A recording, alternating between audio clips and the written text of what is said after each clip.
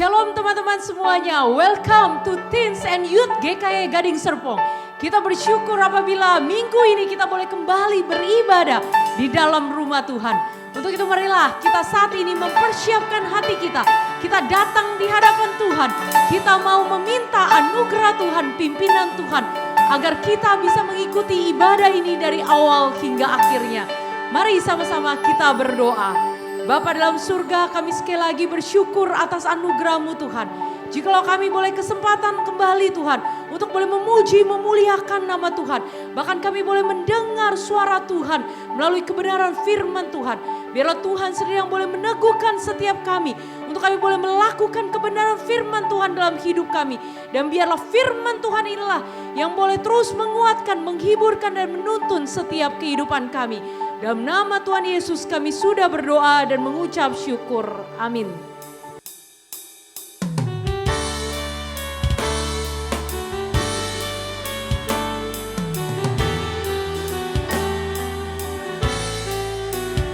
Saya mau mengajak setiap kita sekali lagi hari ini untuk boleh bersyukur atas rahmat dan kasih Tuhan yang masih memenuhi kita pada hari ini.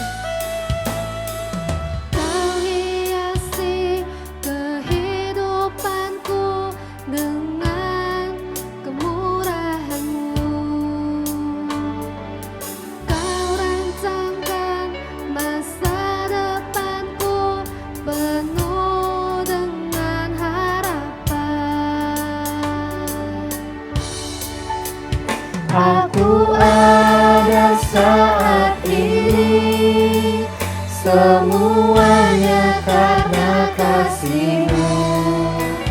Aku hidup hari ini, semua berkat kemurahan-Mu. Terima kasih Yesus, Engkau sangat baik, teramat baik bagiku.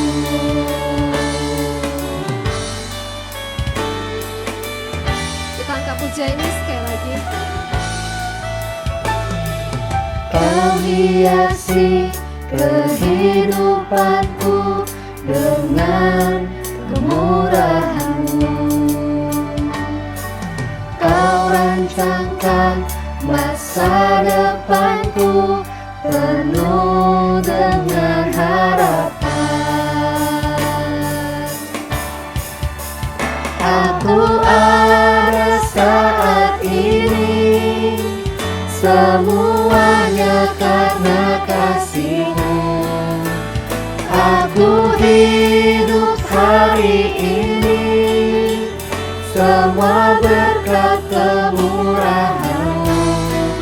Terima kasih Yesus, Engkau sangat baik, teramat baik bagiku.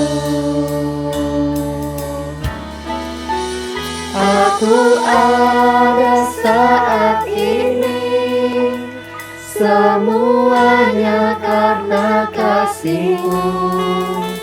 Aku hidup hari ini, semua berkat kemurahan-Mu.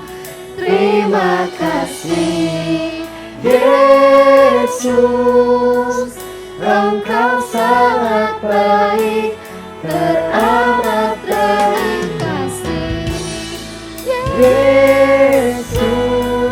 Terima kasih Yesus, terima kasih Yesus, Engkau sangat baik, teramat baik bagiku.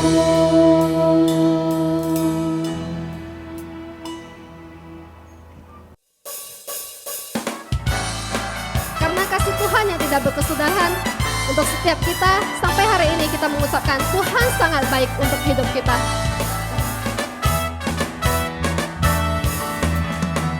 Tiada berkesudahan kasih setia-Mu Tuhan, selalu baru rahmat-Mu bagiku.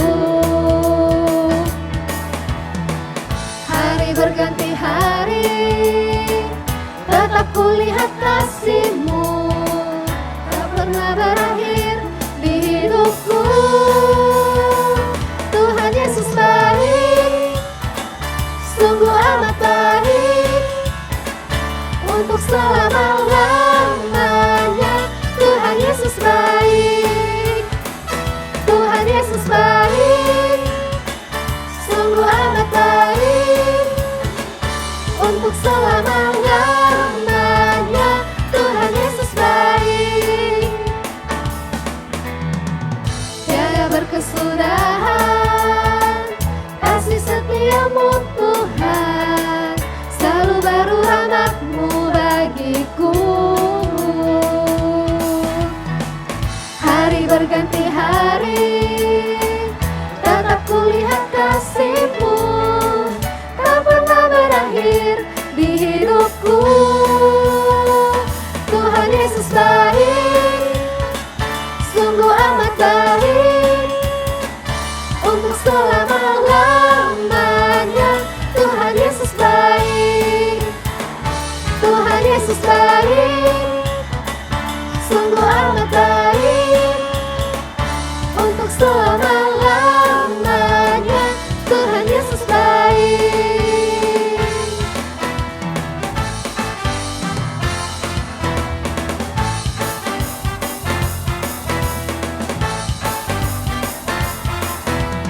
Ku diberi kuasa dari Raja mulia, menaklukkan musuh di bawah kakiku. Ku pakai kuasa dari Raja mulia, bila Allah ada bersamaku, siapa jadi lawanku? Sungguh besar Kau Tuhanku, Engkau perisai hidupku. Ku berdiri dengan iman, iman dalam Yesus Tuhan. Kau yang memberi kemenangan, ku bersorak merayakan. Terpujilah Engkau Raja segala raja.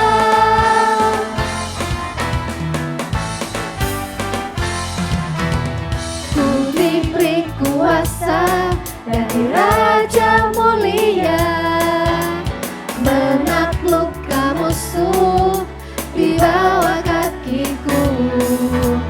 Ku pakai kuasa dari Raja mulia, bila Allah ada bersamaku, siapa jadi lawanku? Sungguh besar Kau Tuhanku, Engkau perisai hidupku. Ku berdiri dengan iman, iman dalam Yesus Tuhan. Kau yang memberi kemenangan, ku bersorak merayakan. Terpujilah Engkau Raja segala raja. Sungguh besar Kau Tuhanku, Engkau perisai hidupku. Ku berdiri dengan iman, iman dalam Yesus Tuhan. Kau yang memberi kemenangan, ku bersorak merayakan. Terpujilah Engkau Raja segala raja. Terpujilah Engkau Raja segala raja. Terpujilah Engkau Raja segala raja.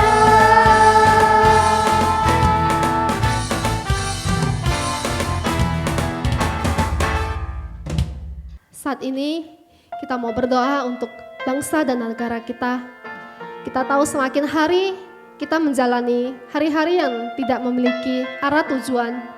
Sebagian dari kita mungkin kehilangan arah apa yang akan kita lakukan esok hari. Tapi biarlah kita sebagai anak-anak Tuhan, saya mau mengajak setiap kita untuk boleh berdoa. Biarlah Tuhan yang boleh terus memimpin dan menolong setiap kita. Dan biarlah Tuhan yang boleh memampukan kita. Mari kita berdoa. Terima kasih Tuhan, pada hari ini Kau boleh memberikan kami satu kali lagi kesempatan untuk bersama-sama berdoa Tuhan, untuk bangsa dan negara kami. Kami tahu saat ini situasi pandemi yang tidak tahu kemana arah tujuannya. Kami tidak tahu bagaimana kami akan esok hari. Kami percaya Tuhan, kami anak-anak-Mu boleh terus mengandalkan Tuhan dalam kehidupan kami. Tuhan yang boleh memampukan setiap kami.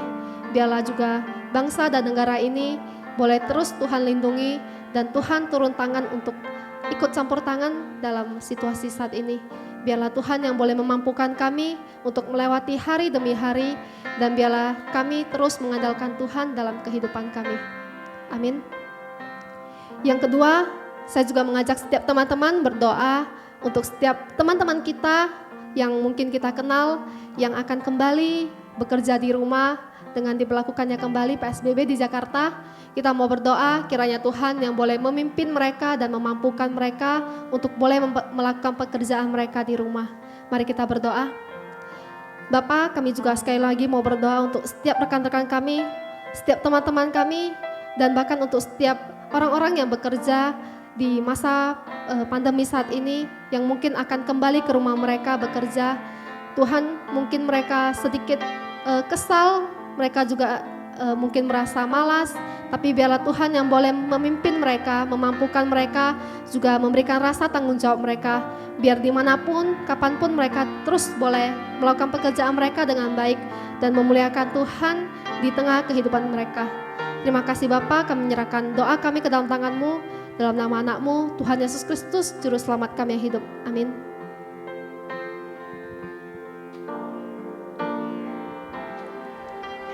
Ku bersyukur padamu Tuhan atas kasih-Mu.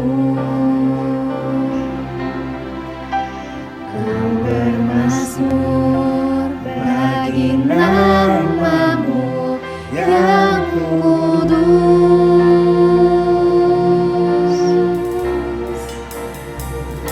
Sebab Engkau kebenaranku,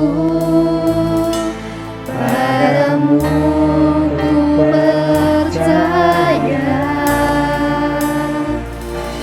Betapa mulianya Tuhanku, ku rindu menyatakan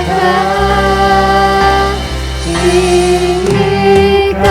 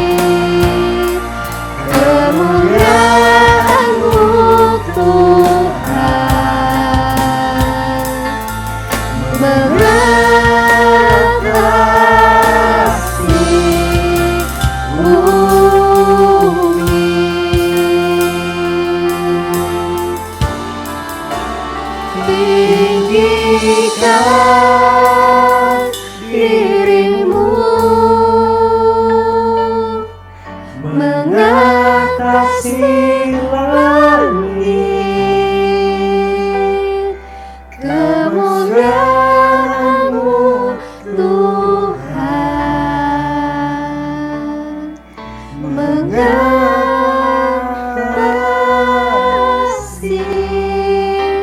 bumi.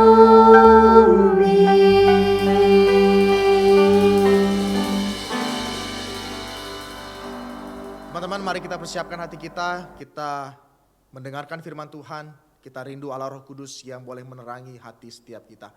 Bapa di sorga, saat ini kami bersyukur ya Tuhan untuk ibadah online yang kami ikuti hari ini. Kami rindu ya Tuhan, biarlah setiap ibadah online yang kami ikuti tidak berlalu dengan begitu saja ya Tuhan. Tapi biarlah sungguh kami boleh ikuti dengan serius dan kami memiliki kerinduan ya Tuhan. Untuk dekat dengan Tuhan, dibentuk oleh Tuhan dan semakin mencintai Tuhan. Saat ini kami bersama-sama akan mendengarkan, merenungkan firman Tuhan. Kami rindu biarlah Allah Roh Kudus boleh menerangi hati kami. Biarlah sungguh firman Tuhan yang akan kami renungkan bersama boleh membentuk kami menjadi anak-anak Tuhan yang tegak di dalam kebenaran dan hidup memuliakan Tuhan. Tolong setiap kami ya Tuhan, hanya dalam nama Tuhan kami Yesus Kristus kami berdoa mengucap syukur. Amin. Halo teman-teman semua, gimana kabar kalian? Saya berharap di dalam online service ini yang kita ikuti setiap sebulan 2 kali, kita boleh semakin dikuatkan, diteguhkan untuk hidup dalam kebenaran masa muda kita, masa muda yang dipersembahkan dan hidup di dalam kebenaran. Mari saat ini saya mengajak teman-teman untuk membuka dalam Mazmur 19 ayat 1 sampai 4 dan Kolose pasal yang pertama ayat 15 sampai yang ke-16.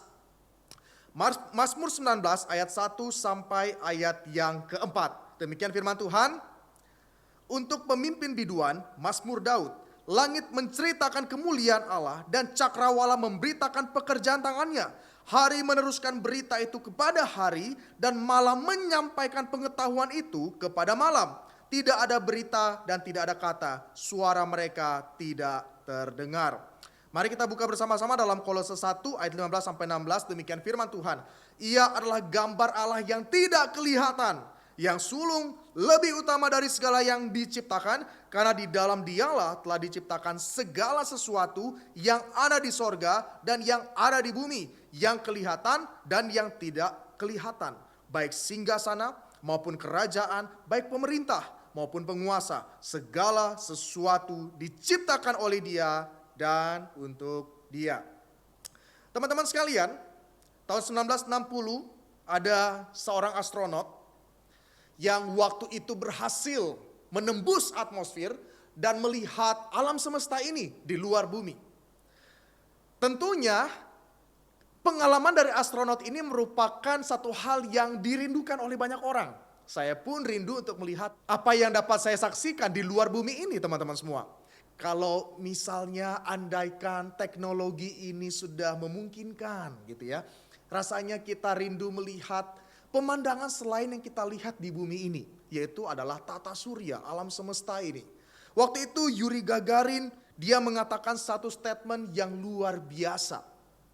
Yang luar biasa itu adalah tentunya dia ditanya ketika dia sudah kembali ke bumi. Dia tanya, Yuri Gagarin, apa yang kamu saksikan ketika kamu keluar melihat alam semesta selain daripada bumi ini?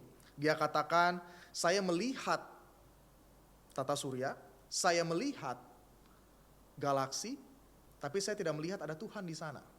Wah, itu satu hal yang menarik sekali dan kata-kata itu terus menerus membekas di dalam setiap orang yang mendengar atau jurnalis yang mencatat perkataan dari Yuri Gagarin. Sekalipun belakangan ada yang mengatakan bahwa itu bukan skrip original dan lain sebagainya, tapi perkataan itu terkenal keluar dari mulut seorang astronot yang bernama Yuri Gagarin, teman-teman semua. Dia pergi keluar angkasa, dia melihat bahwa di sana hanya ada kehampaan, hanya ada cahaya dari bintang-bintang, tetapi menariknya dia mengatakan tidak ada Tuhan. Selanjutnya saya tidak tahu apa yang menjadi kehidupan Yuri Gagarin. Saya tidak tahu bagaimana dia menjalani hidup ini. Apakah ketika dia menjalani hidup ini, ketika dia mengatakan, oh ternyata selama ini tidak ada Tuhan, artinya saya bisa hidup sebebas-bebasnya dan lain sebagainya. Saya tidak tahu, teman-teman. Tapi mungkin saja pemikiran dari Yuri Gagarin juga kita pikirkan bersama-sama. Atau mungkin teman-teman pernah bertanya-tanya, apakah Tuhan itu ada? Dan kalau Tuhan itu tidak ada, bukankah kehidupan ini seharusnya menjadi lebih bebas? Kalau tidak adanya Tuhan, berarti hidup ini seperti apa? Seperti kebetulan, terjadi begitu saja, tidak ada maknanya dan lain sebagainya.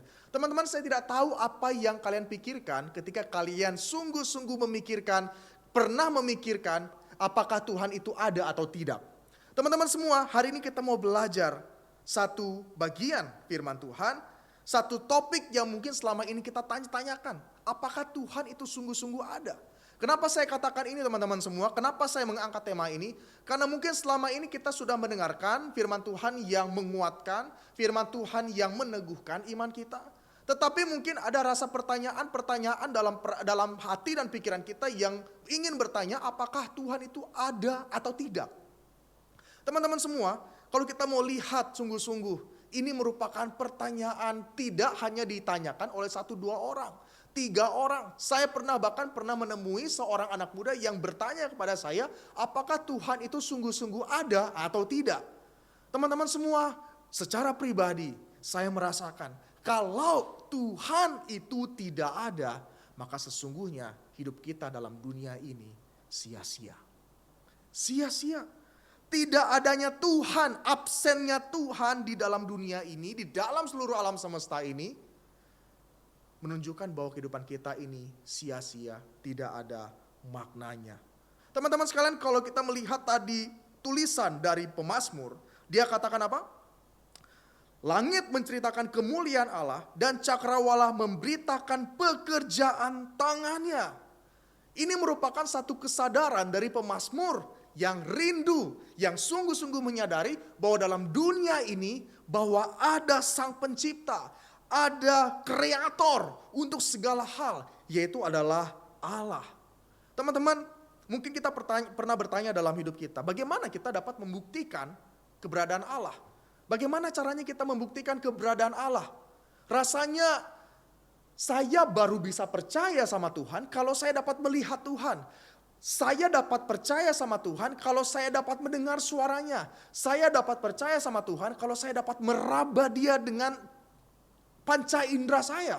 Teman-teman sekalian, firman Tuhan menyatakan bagi setiap kita bahwa sesungguhnya keberadaan Allah itu dapat kita lihat di dalam 2 hal.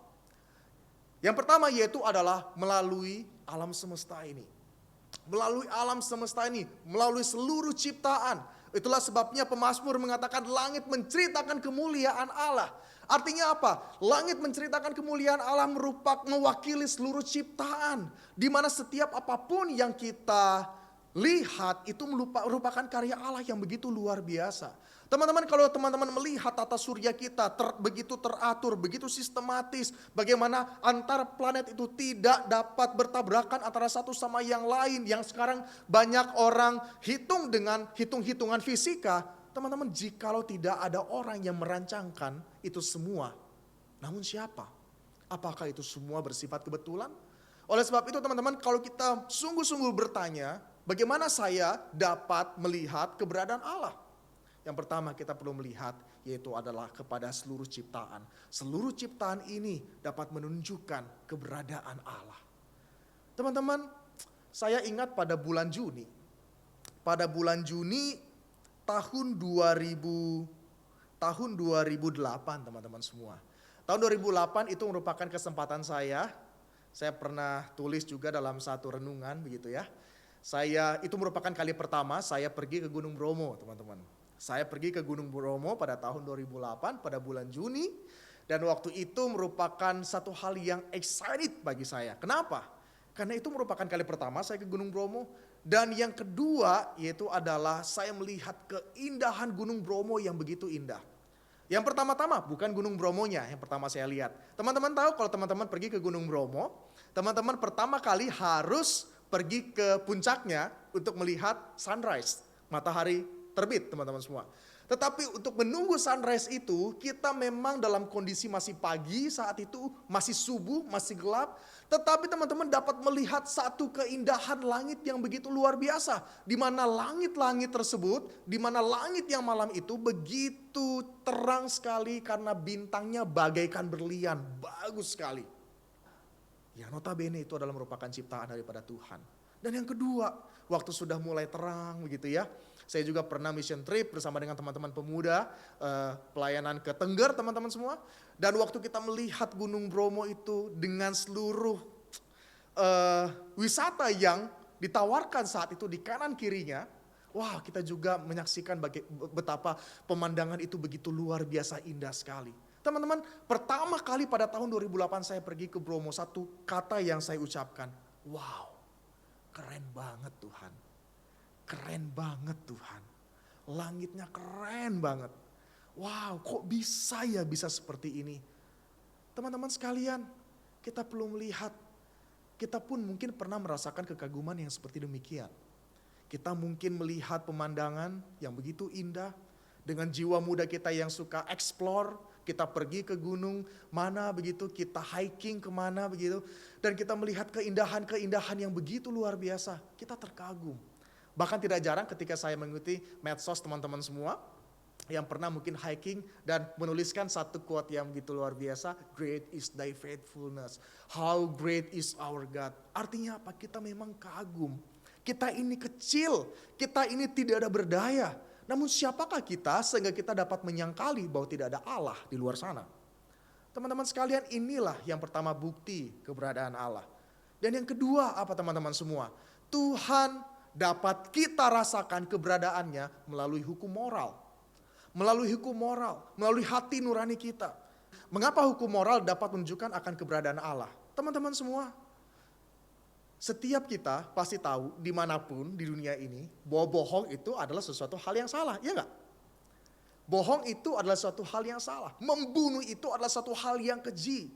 Tidak ada yang membenarkan membunuh itu adalah sesuatu hal yang baik. Tidak ada.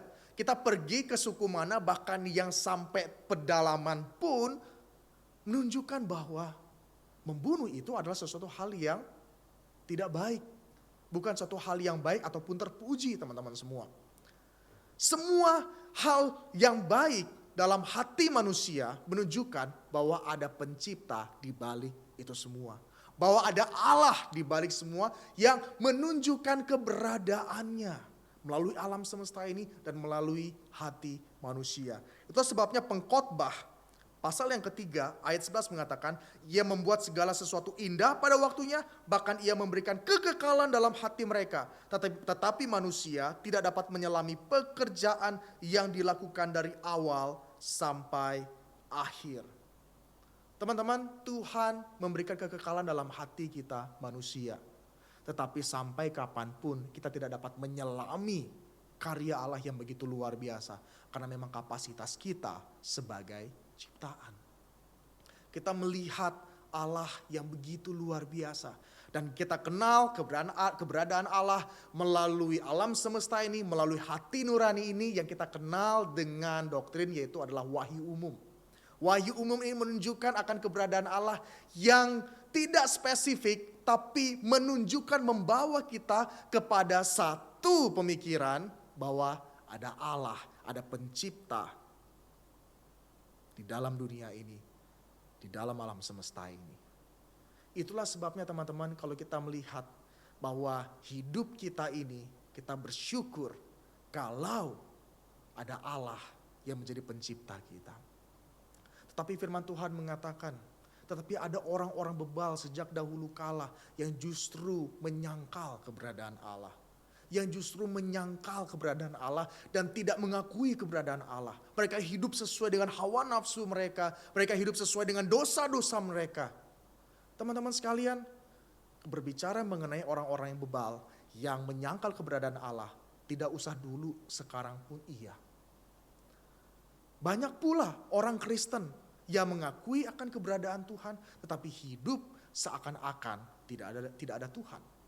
Mereka hidup seakan-akan tidak ada Tuhan, tidak ada yang mengawasi, dan tidak ada yang mengatur segala sesuatunya ini. Banyak anak-anak muda yang hidup demikian. Dan khususnya kalau kita berbicara mengenai kekristenan, orang Kristen, anak muda Kristen. Banyak mereka yang memang sudah lahir jadi orang Kristen. Mereka bertanya, kenapa saya jadi orang Kristen? Kenapa saya menjadi Kristen?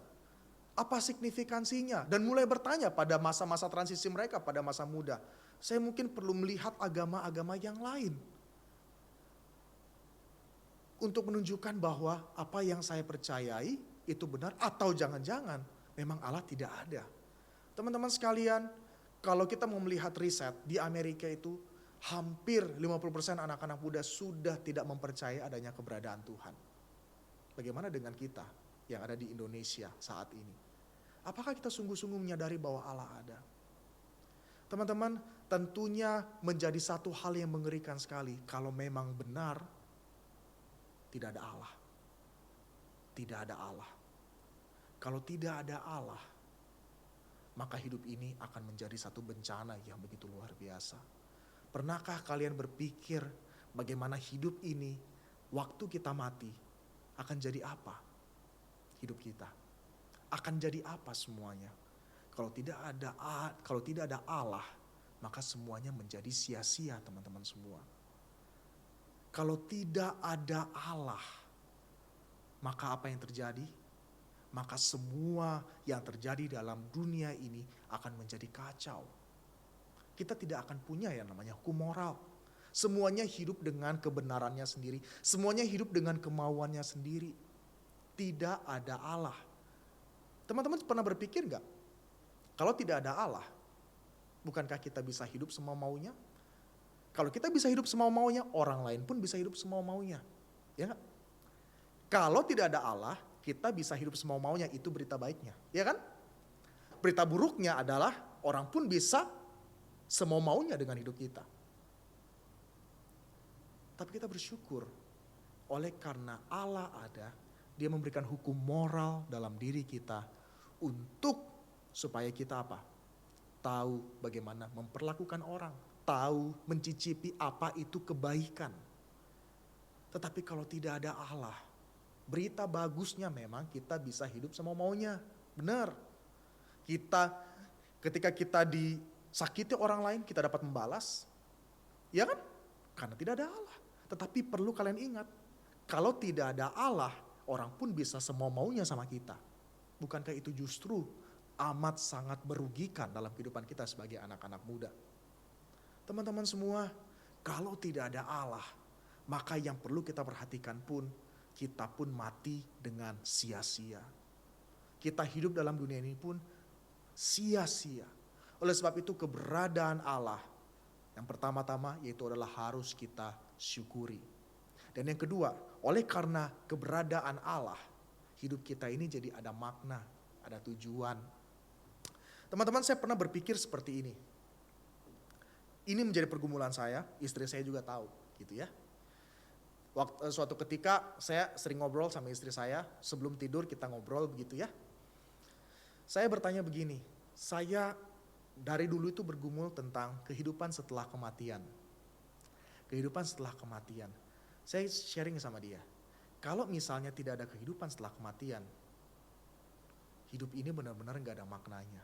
Pada akhirnya kehidupan setelah kematian itu tidak ada. Maka lu pikir gak? Saya tanya sama dia.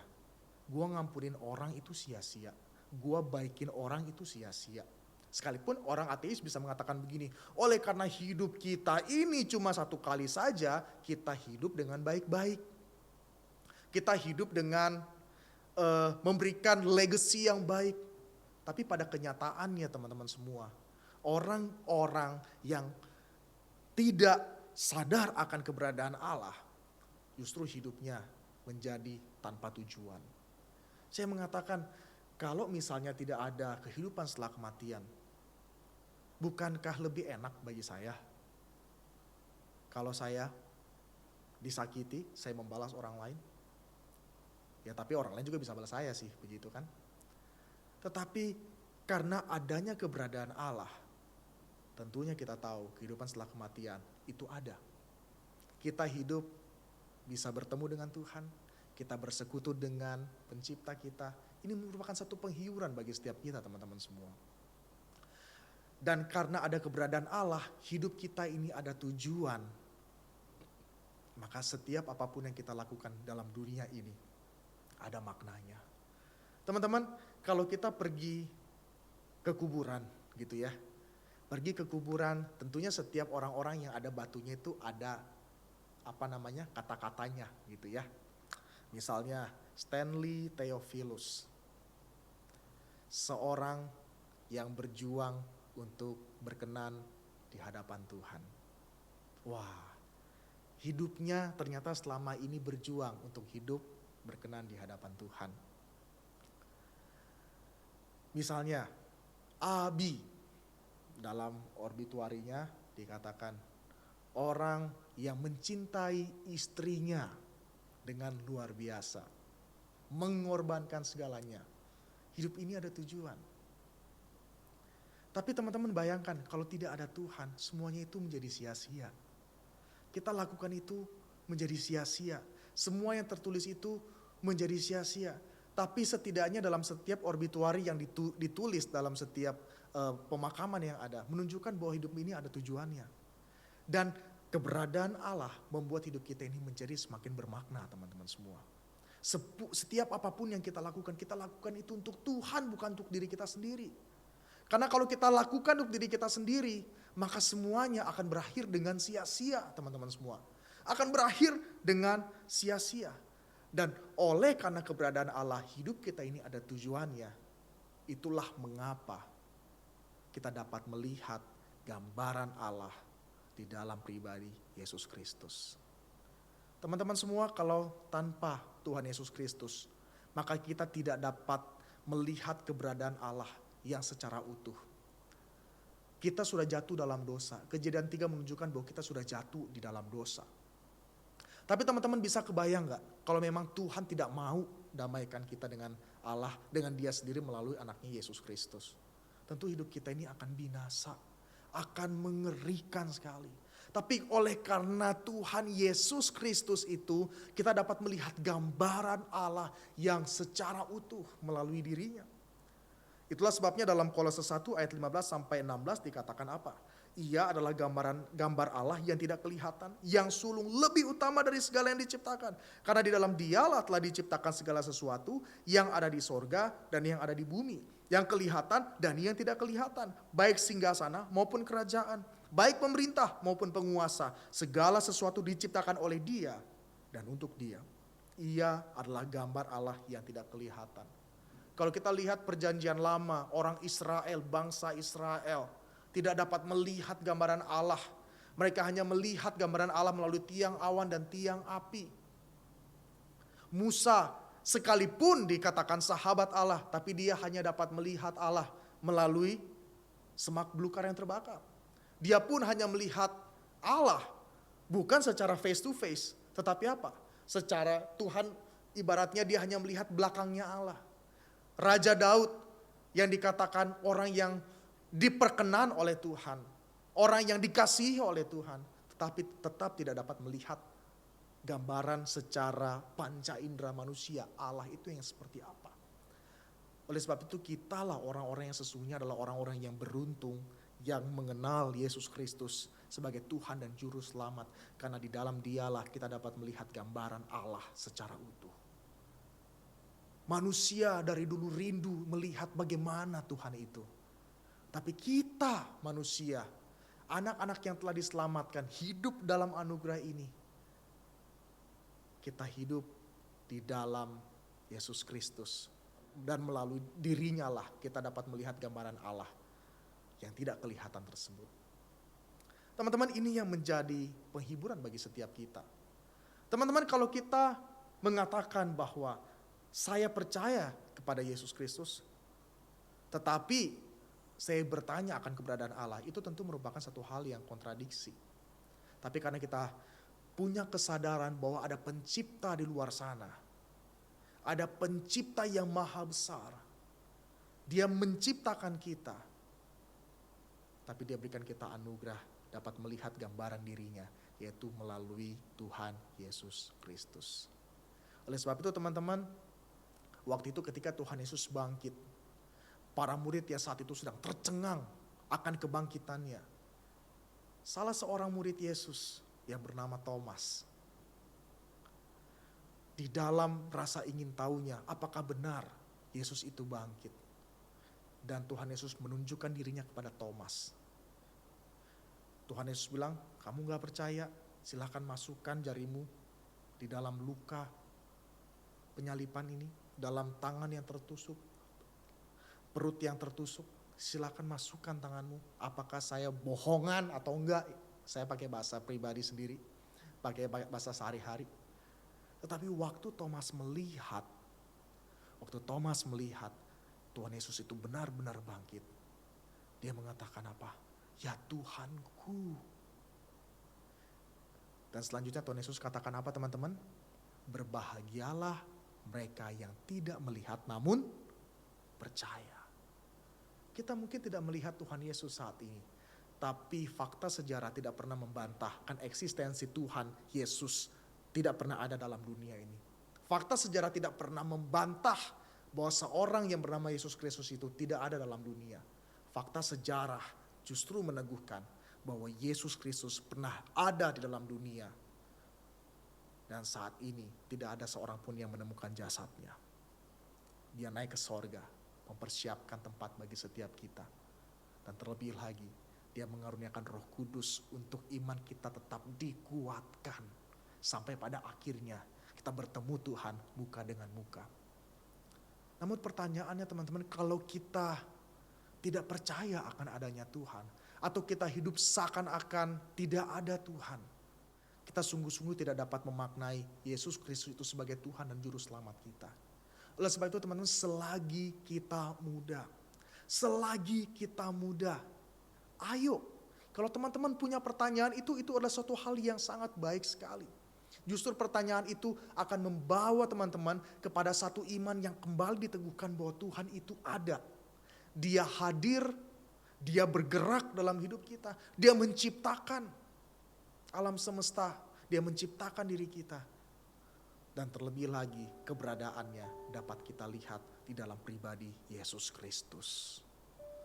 Teman-teman semua, oleh karena Allah itu ada, oleh karena melalui Tuhan Yesus Kristus hidup kita didamaikan oleh Allah. Kita tidak lagi diperbudak oleh dosa, kita merdeka oleh dosa. Oleh sebab itu teman-teman semua, ayo masa muda yang hanya satu kali ini kita hidup di dalam Tuhan. Kita hidup dengan penuh keyakinan bahwa Tuhan itu ada. Tuhan itu nyata. Oleh karena Tuhan itu nyata, hidup ini ada maknanya. Hidup ini tidak sia-sia. Dan terlebih lagi, kita bersyukur Tuhan memilih kita. Di mana orang lain mungkin banyak yang lebih baik daripada, tapi Tuhan memilih kita. Kita dapat mengenal gambaran yang utuh melalui Tuhan Yesus Kristus. Itu yang membuat hidup kita jauh lebih bermakna. Teman-teman kebayang gak? Kita harus hormati orang tua, pada akhirnya hidup kita gak ada artinya. Hidup kita ini hanya kekosongan. Bukankah sia-sia? Sia-sia kan? Udah dimarah-marah sama orang tua, ya gak?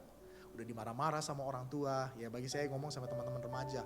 Udah dimaki-maki sama orang tua, kecil pak mungkin bagian tubuh kita sudah disabet-sabet sama orang tua kita gitu ya. Kita harus tetap taat sama dia.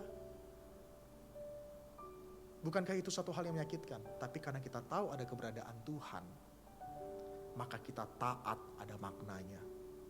Ketika kita disakiti, Tuhan Yesus mengatakan apa? Kalau kamu ditampar pipi kiri, kasih pipi kanan atau balas pipi kanan? Kita harus beri pipi kanan kita juga. Teman-teman, kalau tidak ada Tuhan, itu sia-sia. Itu gak ada maknanya.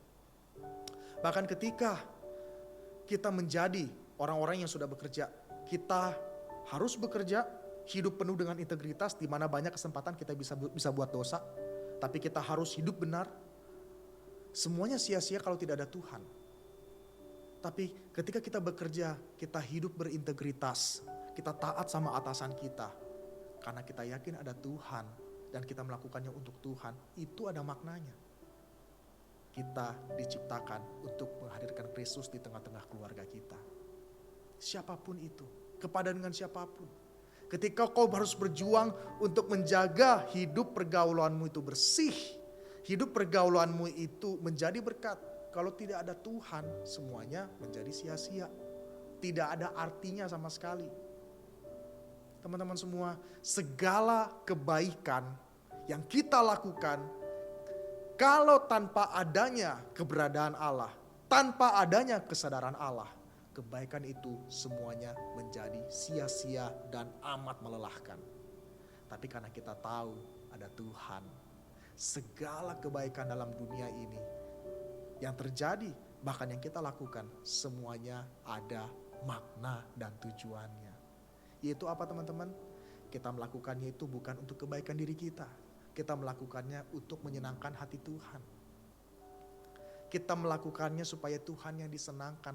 Fokus kita tidak lagi kepada diri kita sendiri, tapi kita fokus semua kepada pencipta kita melalui Tuhan Yesus Kristus. Kita melakukannya untuk Tuhan. Oleh sebab itu, firman Tuhan mengatakan, apapun yang kamu perbuat, perbuatlah untuk Tuhan, bukan untuk manusia. Karena untuk manusia itu pasti capek. Tapi kalau kita lakukan itu untuk Tuhan, kita sungguh-sungguh melakukannya dengan penuh kesadaran. Karena Tuhan yang terlebih dahulu mengasihi saya, maka saya mengasihi orang lain. Oleh karena Tuhan yang terlebih dahulu mencurahkan kebaikannya, kasihnya kepada hidup saya, maka saya tahu apa artinya itu mengasihi tanpa modus. Kalau kita tanpa Tuhan, setiap kebaikan yang kita lakukan, semuanya ujung-ujungnya kita merindukan apa yang namanya timbal balik. Saya baik kepada dia supaya dia baik kepada saya. Saya hormat kepada dia supaya dia hormat kepada saya. Saya berbuat baik hari ini kepada dia. Mungkin suatu saat kalau saya susah, dia melihat, dia ingat dulu saya pernah bantu. Mungkin dia mau bantu saya. Iya, itu semua yang diajarkan oleh dunia. Tapi kalau kita menyadari keberadaan Tuhan, dan hidup kita ini tujuannya semuanya untuk menyenangkan Tuhan, maka pemikiran kita yaitu adalah apa? Oleh karena Tuhan mengasihi saya mengasihi orang lain. Oleh karena Tuhan baik sama saya, maka saya baik kepada orang lain. Sekalipun orang itu gak baik sama saya. Gak gampang teman-teman. Tapi kalau kita sungguh-sungguh menyadari akan keberadaan Tuhan, dan apalah artinya semua yang kita berikan dibandingkan dengan apa yang Tuhan berikan, maka apapun kebaikan yang kita berikan tidak ada artinya. Semuanya itu adalah wujud syukur kita orang yang pernah disayang, dikasihi oleh Tuhan yang benar-benar ada. Jadi teman-teman semua, ketika keberadaan Tuhan itu sungguh-sungguh kita maknai dan rasakan dalam hidup kita, dan tentunya di dalam pribadi Yesus Kristus, maka semuanya akan ada tujuannya. Kita bersyukur akan keberadaan Allah dan hidup kita ada maknanya. Masa muda kita yang cuma satu kali ini. Mungkin ada orang lain mengatakan, YOLO, you only live once. Oleh sebab itu masa muda ini ngebebas-bebasin aja. Nanti kalau udah menikah baru bye-bye gitu. Pada faktanya teman-teman, tidak pernah terjadi demikian. Orang yang tidak pernah mendisiplin dirinya sejak masih muda, sampai kapanpun akan mengalami kesulitan yang begitu hebat. Kalau kita sadar dari muda kita dikasih oleh Tuhan, maka kita akan pelan-pelan terbentuk menjadi pribadi yang lebih baik. Dan pribadi yang lebih baik itu kita persembahkan untuk Tuhan. Dan pribadi yang baik itu akan menjadi berkat di tengah-tengah keluarga. Kepada siapapun kita akan ketemu. Teman-teman kita, baik kita bekerja atau apapun itu, kita akan menjadi berkat. Tetapi pertama-tama, apakah kau sungguh-sungguh menyadari bahwa Allah itu ada? Jadi keberadaan Allah menjadi satu penghiburan yang harus kita syukuri. Dan oleh karena keberadaan Allah, hidup kita yang sekali ini menjadi ada makna dan tujuan. Mari kita tundukkan kepala, kita berdoa. Tuhan, selagi kami muda ya Tuhan, jangan pernah tinggalkan kami. Mungkin kami yang sering meninggalkan Tuhan. Jangan pernah ya Tuhan biarkan kami pergi tersesat. Pegang senantiasa tangan kami ya Tuhan. Apabila mungkin timbul pertanyaan-pertanyaan dalam pikiran kami akan keberadaan Engkau, biarlah pertanyaan-pertanyaan itu menuntun kami kepada kebenaran yang sejati, bahwa Engkau ada. Dan melalui anakmu Yesus Kristus kami melihat gambaran Allah yang secara utuh. Di mana bahkan ketika kami menderita, Engkau berpartisipasi dalam penderitaan kami. Bahkan ketika ya Tuhan, hidup ini begitu sukar untuk kami lewati, kami melewatinya tidak sendiri, kami melewatinya bersama dengan Tuhan. Dan itu menjadi kekuatan penghiburan kami. Ampuni kami ya Tuhan, mungkin selama ini kami sudah terlanjur tersesat dan merasa hidup ini tidak ada maknanya. oleh karena kami sungguh-sungguh tidak menyadari akan keberadaan-Mu. Mungkin kami sudah Kristen dari kecil, sehingga Engkau menjadi hambar. Pengetahuan akan Engkau menjadi hambar ya Tuhan. Tapi biarlah kiranya Engkau boleh menguatkan kami kembali. Menguatkan ya Tuhan bahwa Engkau ada. Hidup kami ada tujuan. Hidup kami ada maksudnya. Ya biarlah sungguh makna hidup yang diperbaharui di dalam anak-Mu Yesus Kristus kami persembahkan untuk Tuhan. Dan biarlah kiranya hidup kami ini menjadi berkat bagi orang lain. Kepada siapapun, kepada orang tua kami, kepada teman-teman kami, kepada rekan kerja kami, atau siapapun mereka ya Tuhan. Tuhan tolong kami. Hanya di dalam nama Tuhan kami Yesus Kristus, kami mengucap syukur. Amin. Saya percaya kita sudah diberkati oleh kebenaran firman Tuhan. Kita bersyukur jikalau hari ini kita diingatkan betapa Allah itu dekat dengan kita. Allah itu sungguh nyata di dalam kehidupan kita. Karena itu segala pergumulan, persoalan dalam hidup kita sekalipun itu terasa begitu berat. Tapi kalau kita berjalan bersama Tuhan dan kita tahu Tuhan beserta dengan kita, maka kita tidak perlu khawatir lagi. Kita ada Tuhan bersama-sama dengan kita. Untuk itu saat ini kita sama-sama kita mau menutup ibadah hari ini. Kita mau kembalikan rasa syukur kita. Segala kemuliaan hanya bagi nama Tuhan. Mari kita berdoa. Bapa dalam surga, kami sekali lagi bersyukur Tuhan. Kalau kami memiliki Allah yang sungguh nyata di dalam kehidupan kami. Allah yang begitu peduli atas setiap kehidupan umatnya. Allah yang tidak pernah meninggalkan anak-anaknya. Allah yang selalu bersama-sama dengan kami. Tuhan yang terus kuatkan kami, ingatkan kami, bahkan teguhkan kami ketika kami down, ketika kami lemah Tuhan. Tapi biarlah kami boleh sungguh-sungguh berserah, bergantung sepenuhnya kepada Tuhan. Karena kami percaya hanya Engkaulah satu-satunya pengharapan di dalam kehidupan kami. Terima kasih Tuhan, dalam nama Tuhan Yesus kami sudah berdoa dan mengucap syukur. Amin. Ya, bagi teman-teman yang sudah terberkati oleh kebenaran firman Tuhan, puji-pujian dan ibadah kita hari ini, teman-teman boleh memberikan persembahan. Sudah ada QR code-nya di samping saya. Biarlah teman-teman boleh memberikan yang terbaik bagi nama Tuhan. Kita juga mengingatkan kembali teman-teman, minggu yang akan datang kita akan berjumpa kembali di dalam pertemuan kelompok kecil. Mari saya undang anak-anak remaja, anak pemuda untuk terlibat bergabung bersama-sama dengan kelompok kecil. Di sanalah kita boleh menyatukan hati kita, saling menguatkan, saling membangun satu dengan yang lainnya.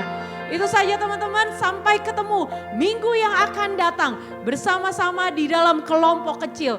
Sampai jumpa, Tuhan Yesus memberkati. Amin.